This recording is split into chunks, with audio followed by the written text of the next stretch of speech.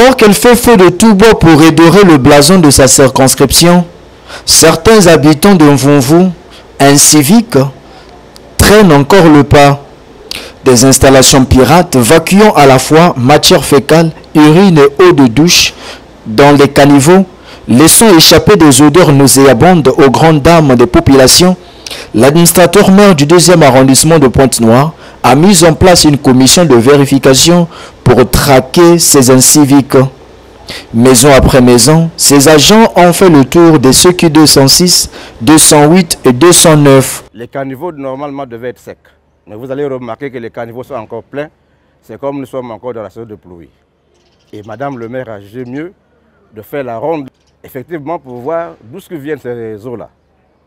Effectivement, les eaux donc viennent à partir normalement de ces grandes maisons-là des Ouest-Africains qui ont fait partir de leurs maisons dans les caniveaux les tuyaux.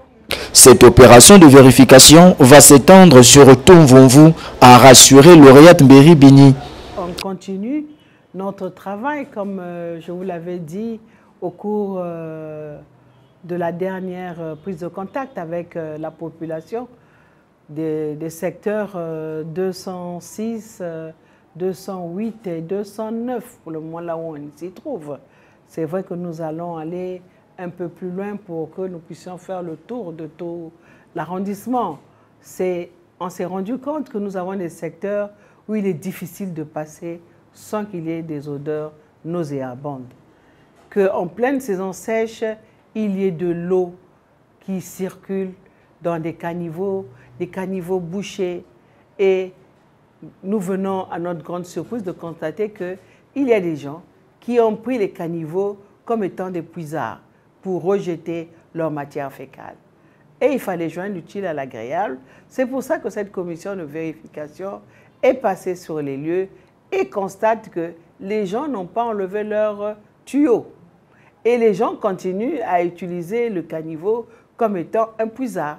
Ils ont eu l'ordre de pouvoir boucher ces tuyaux et de telle manière que ces habitants puissent avoir ces odeurs dans leur maison et ils verront ce que c'est pour leur pousser à ne plus jamais faire cela. Les récalcitrants tomberont sans doute sous le coup de la loi. Nous sommes en train de remettre de l'ordre dans nos documents pour trouver exactement les pénalités que la loi incombe à ce genre d'individus, à ce genre d'inciviques. Il faille que les choses reviennent à la normale, que les gens puissent savoir un puisard, c'est un puisard, et qu'un égout est un égout, et que ces odeurs nauséabondes que nous avons dans ces secteurs-là ne puissent plus exister. Je sais que c'est un combat qui va être difficile, mais nous n'allons pas baisser les bras. Et j'attire l'attention des récalcitrants qui sont en train quelquefois d'enlever là où on a bouché pour déboucher, ou encore d'insulter la commission qui se trouve sur le terrain en train de faire, alors que c'est pour leur bien-être.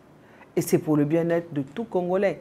Parce que si ici dans Mvumvu on tombe malade et que c'est une maladie qui peut rapidement s'irradier, personne ne sera à l'abri. Donc on a besoin de l'apport de tous pour que nous puissions régler ce problème rapidement.